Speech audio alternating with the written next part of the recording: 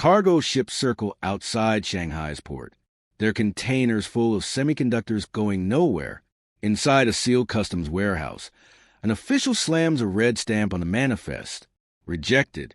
In a single year, China has erased $65 billion in foreign chip imports, blindsiding Wall Street and sending Silicon Valley into panic mode. The question isn't why they did it. It's what they're about to do next. The warehouse lights glare off stacks of sealed crates stamped with the word semiconductors in bold black font. Forklifts idle. Customs officials stand motionless at the port gate. A screen in a nearby control room flashes a number that sends a ripple through every boardroom from San Jose to Seoul. China's semiconductor imports have dropped by 15% in a single year, wiping out roughly $65 billion in foreign chip sales. No market warning, no gradual decline, just a sudden unmissable fracture in the artery of global technology. For 2 decades, China was the world's largest semiconductor customer, absorbing more chips than any other nation. Now import volumes are down more than 10%, and the value collapse is the sharpest since record began. Bloomberg calls it the steepest fall on record. In the first 9 months of 2023 alone, import value plunged nearly 20% to $252. $9 billion. That kind of hole in demand doesn't just dent quarterly earnings. It rewrites the supply chain map. The impact isn't contained to China. Intel, Qualcomm, Nvidia, and Samsung have all reported weaker China-linked revenues. In 2021, China accounted for over a third of global semiconductor sales. That link is breaking. Yet, instead of an emergency spending surge to patch the gap, China is doing something that seems to defy economic logic, cutting its purchases of chip-making equipment. Industry consultancy data shows equipment investment will drop by 6% in 2025, slashing China's global market share in the sector from 40% to 20%. For a country trying to free itself from dependence, that's a puzzling retreat. But beneath the surface, another story is running. Since October 2022, U.S. export controls have barred China from buying advanced chips and machinery to make them, citing national security risks.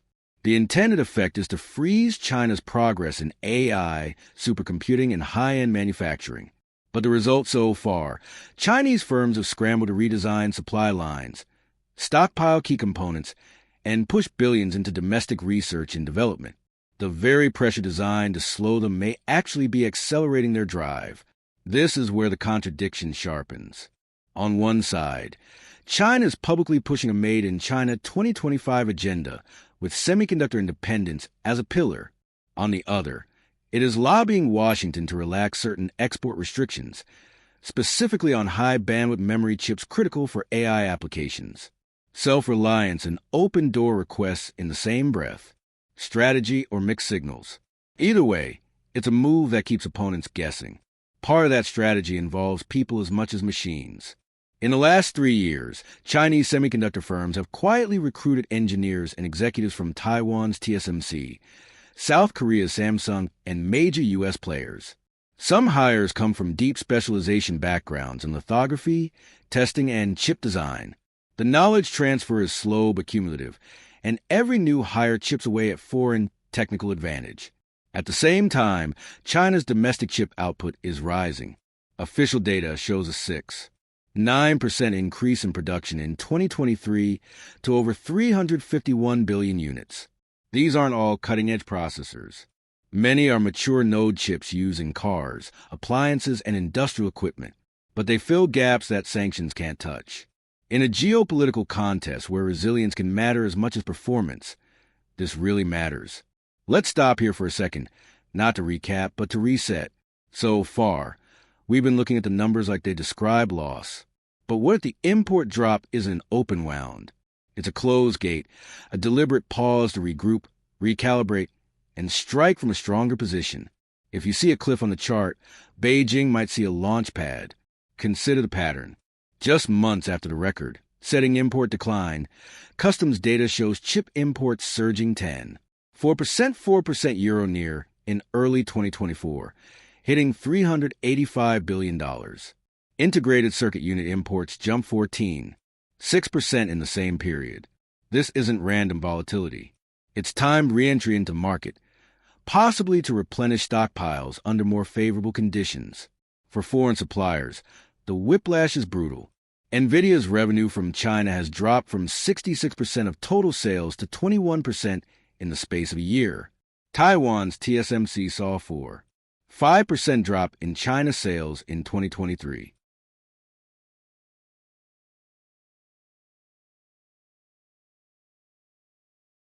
Each downturn forces these companies to either diversify their markets or risk being overexposed to China's policy swings. Yet, in critical areas, China remains dependent. High-end lithography machines from ASML, advanced etching tools from Lam Research, and certain semiconductor testing systems have no domestic equivalent at the same performance level.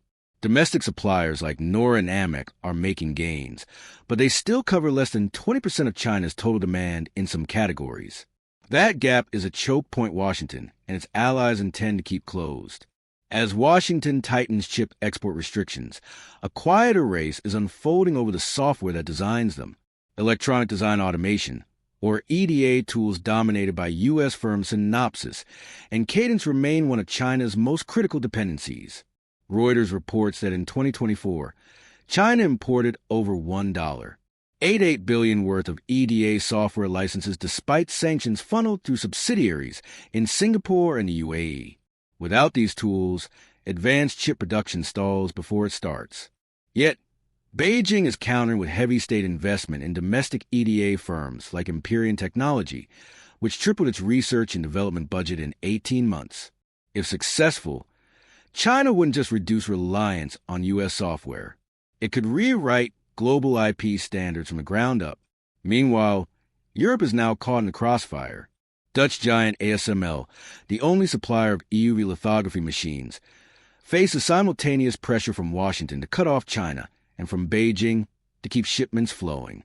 In 2023, China accounted for 29% of ASML's revenue, a figure that's just too big to ignore without severe financial pain. This tug-of-war over tools, not just chips, shows the next phase of the battle. Control the means of innovation itself, and you control the industry's future. Even so, there's an irony in the current stalemate. The U.S. has seen its share of global chip manufacturing drop from 37% in 1990 to 12% today, while China's has risen to the same 12% from almost nothing. The very globalization that hollowed out U.S. production also gave China a foothold in the market it now seeks to dominate. On the financial side, China's largest foundry, SMIC, posted a near 20% drop in second quarter profits in 2025, squeezed by overcapacity and export controls. But while profits sink, capacity expands. New fabs continue to come online, many subsidized by state funds. Losses in the short term may be the price of independence in the long term. This tug-of-war is mirrored in raw materials. China controls large shares of the world's gallium and germanium production critical for chip and has imposed export restrictions of its own, citing national security. Here the dependency flips. The West can block equipment, but China can choke off inputs. Each side holds levers the other can't easily replace. The geopolitical stakes extend beyond commerce. Semiconductors are the foundation of military technology, AI infrastructure, and national security. For Beijing, reducing exposure to foreign chip supply isn't just an economic goal. It's about insulating critical systems from external pressure. For Washington, keeping China behind in chip technology is about preserving an edge in strategic capabilities. The most telling contradiction may be that both sides are simultaneously decoupling and deepening their entanglement. Trade volumes fall, sanctions bite, alternative supply chains are built, yet neither side can fully sever the link without severe economic self-harm. It's a rivalry inside a mutual dependence. Zooming out to 15. 4% drop in China's semiconductor imports is not a static statistic. It's a snapshot of a moving front in a long-term strategic contest. Whether it marks the beginning of China's technological independence or a temporary lull before the next buying wave would depend on how effectively each side plays its limited cards. If the United States keeps tightening export controls,